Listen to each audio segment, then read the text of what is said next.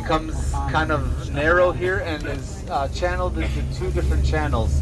There's one little one that is closest to us over here on the right that we can't really see, but if you just look to the right by where all those electrical poles are, you have that little ledge. That little ledge is the beginning of a channel bringing water from the north to the southern part, and it's taking water directly to the area of the resorts. So if you go to one of the resorts in the south over here, you float in an enclosed area. The water is really deep. Well, I guess it's really high. So it's creating this euphoric experience of everything's okay in the Dead Sea. The water level's great. We're floating here. Beautiful beaches. Remember I told you the beaches on the south are filled with salt crystals. Well, what they do is they grind them up and spit them back onto the shore, so you're walking like on a Caribbean sand type thing. Everything's wonderful. And then you leave that area and you look straight behind it. From here we can see all the water over there. That's actually a channel. The much larger channel is bringing all the water straight to the factories. That channel leads right to the factories in the south. So you can tell who paid for these channels. And they're creating this beautiful experience that we'll never forget in the resort area, while all the rest of the water from the north is taken and extract all that goodness from it and sell it back at us. And the water is public, right? It belongs to everyone that wants to go swim in it. So it's not very fair, but we still show up and buy all the products like suckers. I mean, the products are great, but you could just go to the water. Well, not here. You can't get the mud down here. Anyway, so the mud and salt and all the different creams are big business, especially once Ahava kind of went above and beyond all the other ones, because they do all the skincare products as well, which no other company does, because they signed a contract with that pharmaceutical company. So they have all the scientists behind that. Also, the Ahava factory that's located ahead of us is in this area called the West Bank, according to the world, which according to us is called what? You guys remember? Samaria. Samaria and Judea. So it's technically in the tribe of Judah, or the area of Judea, but it's in the area called the West Bank. So Ahava has actually been boycotted. The BDS movement works against Ahava, where all the other companies are at the south, meaning they're not in this area. We're technically right now not in the area called the West Bank. But you'll see we're going to drive through a checkpoint, which means we're entering the area of the West Bank, or Judea, and that's where the Ahava factory is. So a lot of companies won't do business with them. So they have all of their, all around them, they have all this agriculture that you'll see. This is also unique to the Ahava factory, because they put all sorts of herbs and things like that in their creams, whether it's for the scent or for the additional medicinal purposes or whatever they do it for. They grow all their own plants right around the factory. And the reason why I'm bringing this up is we talked about a wilderness and a desert, right? Which one do you think this is? Wilderness. This is a wilderness. Remember, this is the Judean wilderness that we're in. We officially have no what you would call desert in the land of Israel. There's one area that can be classified as a desert, but the sand's actually not from Israel. It comes from the Sahara Desert. It comes over in the summer times and is dumped on our shores from the ocean as well, because this water, the Mediterranean air flows in this direction. It dumps it on our beaches here as well. And a whole bunch of sand from the Nile is dumped on our beaches as well. So our southern shores are all confused about what country their origins are. But anyway, so this whole area is very fertile. I mean, you can look at all the plants all around us. The only thing that's missing is that water. So these things are actually alive. You can see there's green in them. So these plants don't require much water. There are very few things that will grow here. On the left, you can see two different types of trees. We have the very short one with all these, like the flat top. You guys can see that to the left. Short trees with flat tops. These are called acacia trees. Acacia trees thrived in this area. They look like they're dormant right now, but they actually are alive. They just don't have very many leaves on them this time of year. Do they grow the acacia berries? They grow everything. And I don't actually, do acacia trees have acacia berries? Well, I know there's some type of acacia berry you can eat. There's an acacia berry. Oh, the acai berry. Acai. That's a different. That's different. That's a different plant. They Yeah. make carpet floors out of it, though. We've got two of them. Acacia is known. This is what the Ark of the Covenant was made out of. Acacia.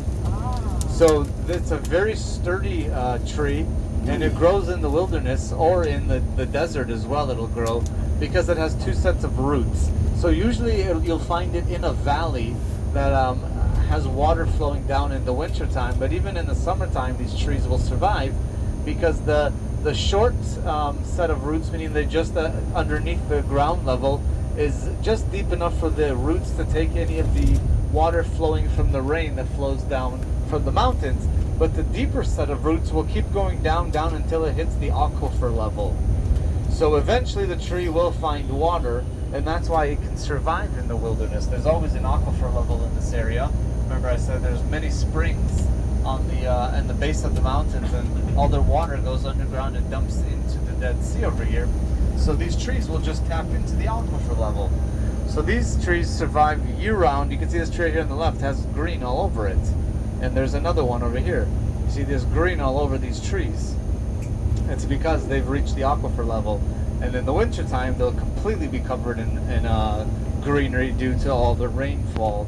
Not here, but the rainfall up in the mountains.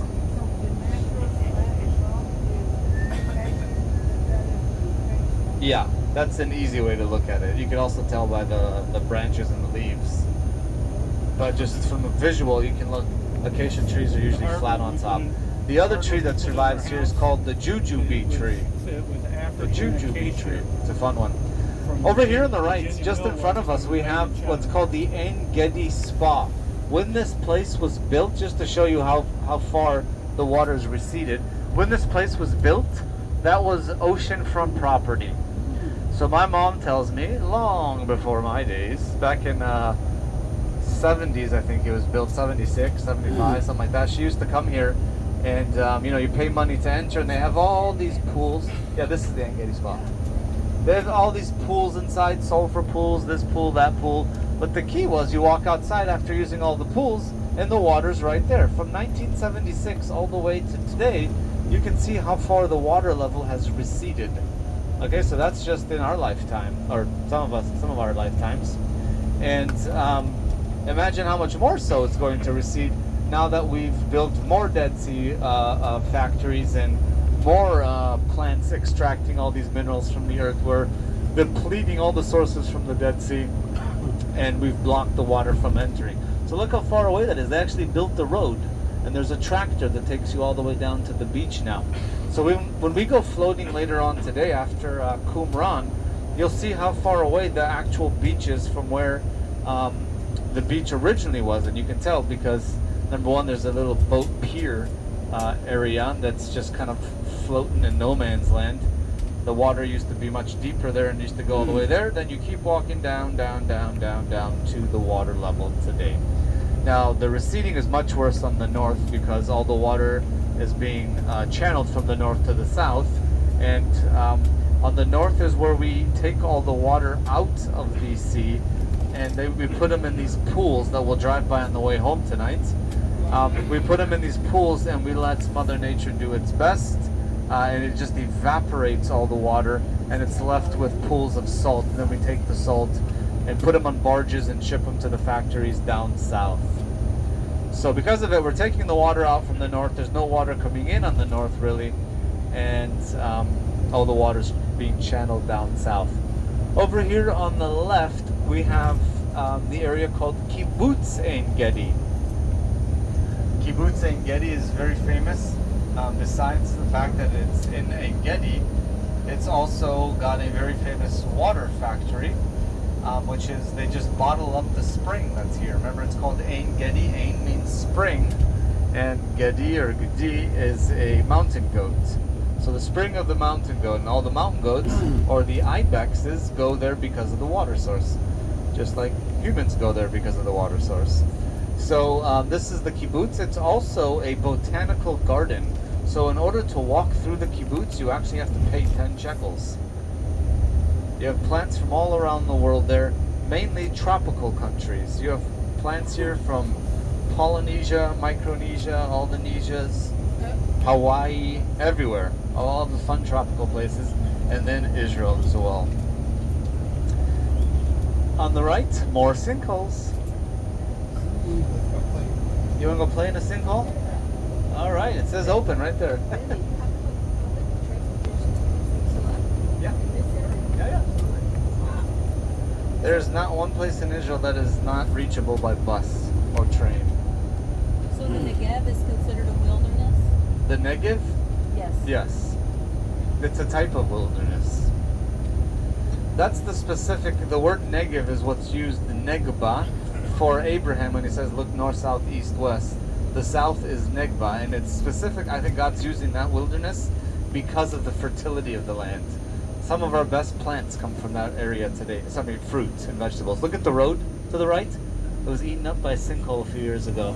Holy cow. Which is why we have to go into the national park over here and go around that area. You can see the trees on the right. That was someone's palm grove. And they had to abandon it, and then they replanted further in over here. Used to be. They got too close to the sinkholes. Over here on the left, this is the water factory. They channel the water from the spring directly into the factory, and then they bottle it. But there was an ancient community here. They didn't call themselves Ein Gedi. They called themselves Goren. Goren's the name of the town. So there's a Tel Goren here. But what I want to talk about is just a second on the left-hand side of the bus, you'll see this little tarp area. The white covering is above a mosaic. This mosaic belongs to the synagogue down here. The community is just up the side of the mountain over there. And the synagogue is quite an interesting synagogue. I told you guys the story of the balm of Gilead, right? Yeah. Okay. So this community here, it was famous for producing the balm of Gilead. So it was from Jericho all the way down here, but after King Herod dies, this community is left to do it by themselves. So they took over the whole industry in the region. And they became so wealthy that they wanted to protect this industry. So what they did is they kept it a secret. They didn't tell anyone the secrets of growing the plant, the secret of extracting the incense and making the perfume out of the berries. Just now, do we call them ravens? So the community was so overprotective of it that they actually put a curse in the mosaic. It's the only synagogue, to my knowledge, on earth that has a curse in the mosaic. And it says, "Cursed is the man that divulges the secret of this community." And the secret is the producing of the balm of Gilead, or all the things that come from it. And they kept growing here for up about the 7th century, 600 something, and then they were wiped out. And it wasn't until this guy in the northern area of the Dead Sea by the city of Jericho reintroduced it, that the balm of Gilead has come back to the land of Israel. You can see to the right, this area is a little confused. It's got some mud and a lot of salt on the shore, so we're starting to make our way a little closer towards the northern side, although we're not quite there yet. And you'll see what I mean in the south. It's just pure white. And where we're going swimming today, there's no white. Sorry, floating. You don't swim in the Dead Sea, you float. Where we're going, there's zero white, all mud.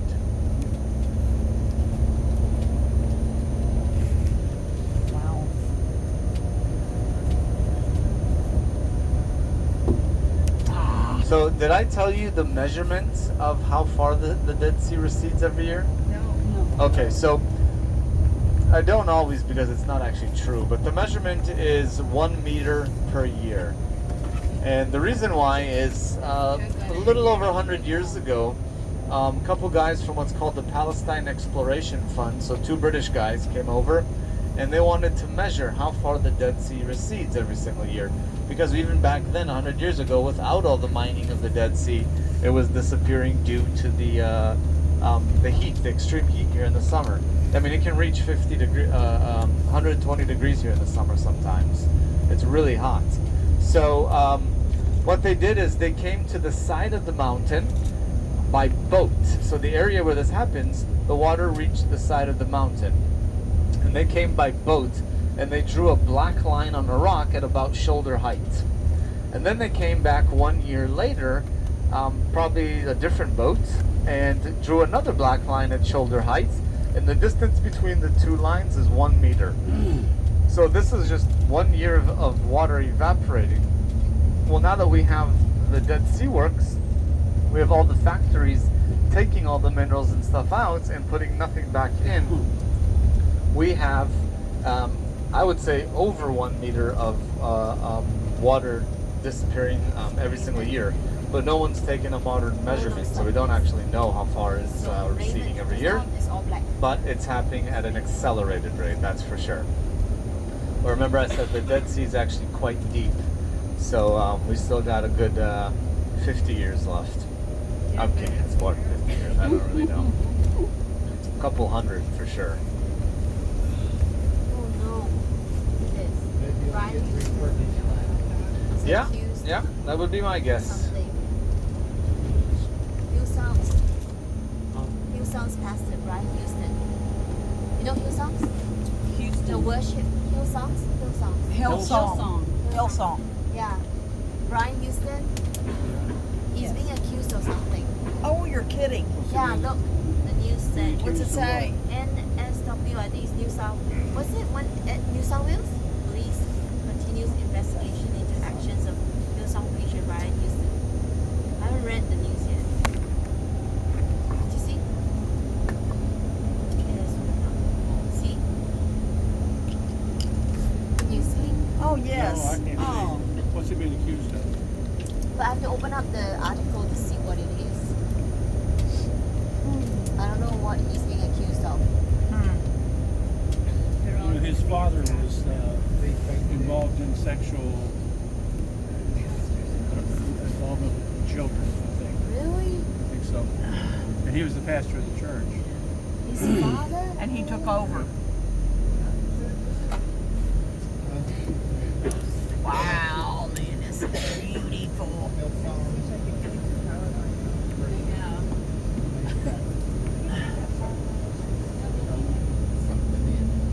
Oh, come on, Kim. Really? Oh yeah, his father's sexual abuse of children. What? It's regarding his father's sexual abuse of children. Oh. Yeah, they said, I think it's been That was his rumored father, that I think. Yeah. they knew about Huh? it. There have been Is his people said father? there have been Yeah. people who said he knew about it though. That might be what it was.